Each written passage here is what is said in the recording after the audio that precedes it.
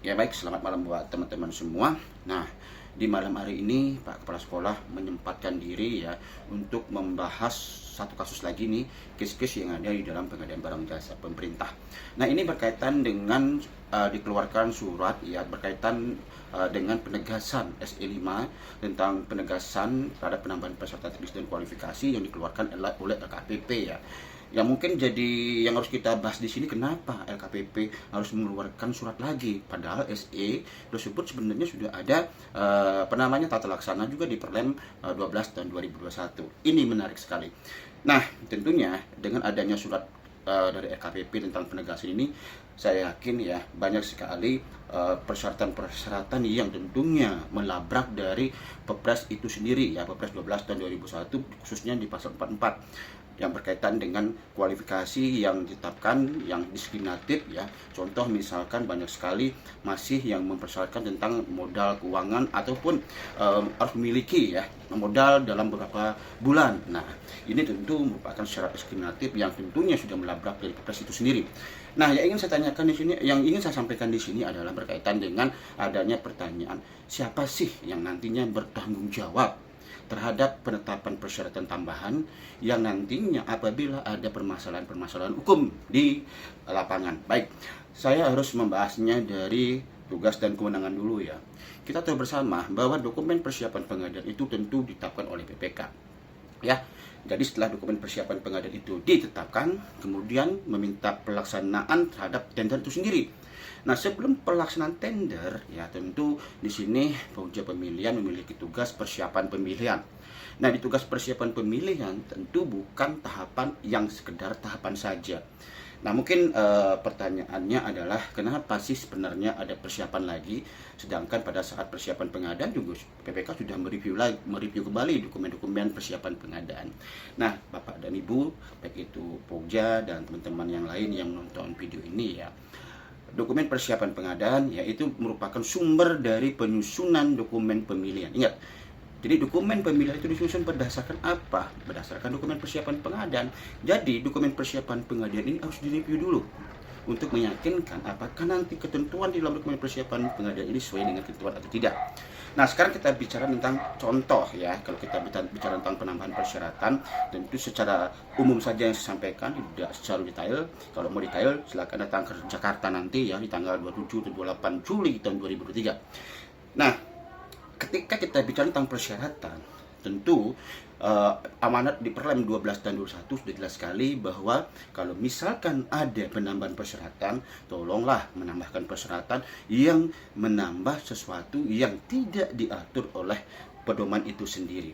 Contoh misalkan kasus yang sering terjadi, PPK mempersyaratkan ya, misalkan untuk yang usaha kecil ya, paket kecil dengan risiko yang kecil memaksa harus menetapkan persyaratan jabatan ahli K3, bukan petugas K3.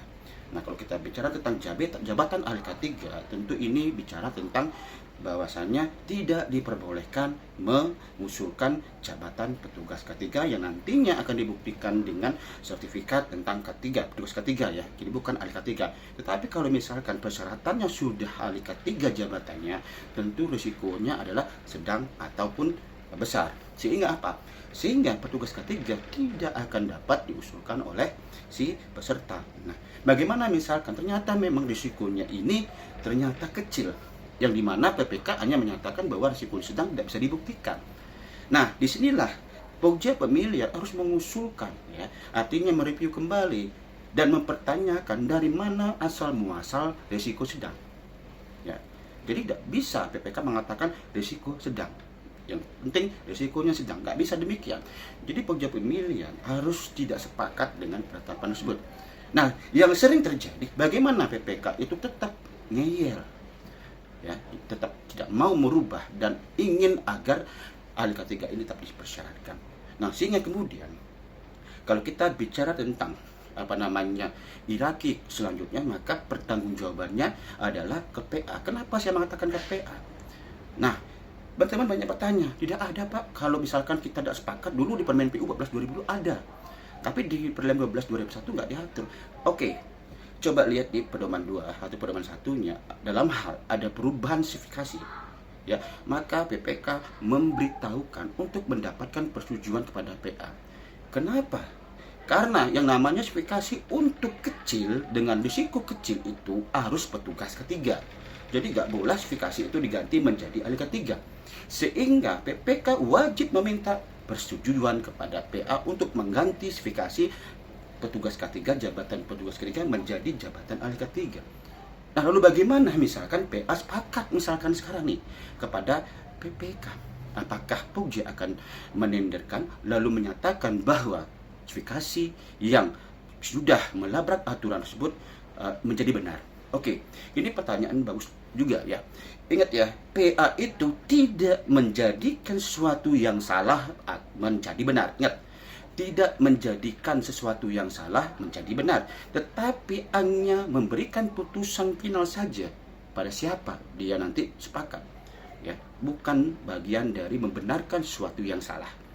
Jadi kalau misalkan PA ya menyetujui dan sepakat atas hasil penetapan PPK yang salah tersebut, maka itu sudah putusan final. Finalnya hanya putusan sepakat ya untuk ke PPK atau Pokja, tapi tidak membenarkan sesuatu yang salah. Sehingga apa? Tugas Pokja persiapan pemilihan sudah clear. Tinggal Pokja menyusun dan menetapkan dokumen pemilihan berdasarkan penetapan-penetapan yang sudah direview. Lalu kemudian kita kembali ke tugas Pokja pemilihan. Salah satu tugas pemilihan adalah dilarang menetapkan dokumen pemilihan yang bertentangan dengan peraturan perundang-undangan tentang pengadaan barang jasa. Ingat ya, peraturan perundang-undangan tentang pengadaan barang jasa. Sehingga setelah diumumkan, nah artinya ketika telah diumumkan, maka ketemulah salah satu tentang IKP tender gagal. Salah satunya apa? Tender gagal oleh Pokja pemilihan itu apabila ditemukan dokumen pemilihan tidak sesuai dengan ketentuan perundang-undang, maka saya sarankan Pokja pemilihan menggagalkan tender ya. Jadi ketika kita bicara tentang siapa yang bertanggung jawab, tentu ya yang pertama adalah PPK. PPK akan bertanggung jawab semua penetapan persyaratan yang sesuai dengan ketentuan perundangan.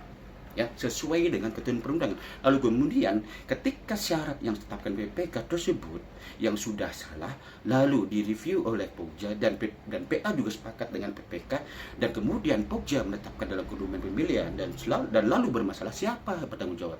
Maka kedua-duanya bertanggung jawab. Pokja bertanggung jawab terhadap dokumen pemilihannya, PPK bertanggung jawab terhadap persyaratannya, sehingga kedua-duanya bertanggung jawab. Jadi di sini jangan bilang Pokja pemilihan itu tidak bertanggung jawab ya, tetapi akan sangat bertanggung jawab. Kenapa tidak menggagalkan tender padahal sudah tahu dokumen itu tidak sesuai dengan ketentuan perundang-undangan? Oke, nah itu yang clear dulu ya. Nanti ini sebenarnya banyak sekali yang ingin saya sampaikan, contoh-contoh kasus-kasus yang banyak. Kita harus bisa mengkorelasikan dengan step by step. Salam pengadaan.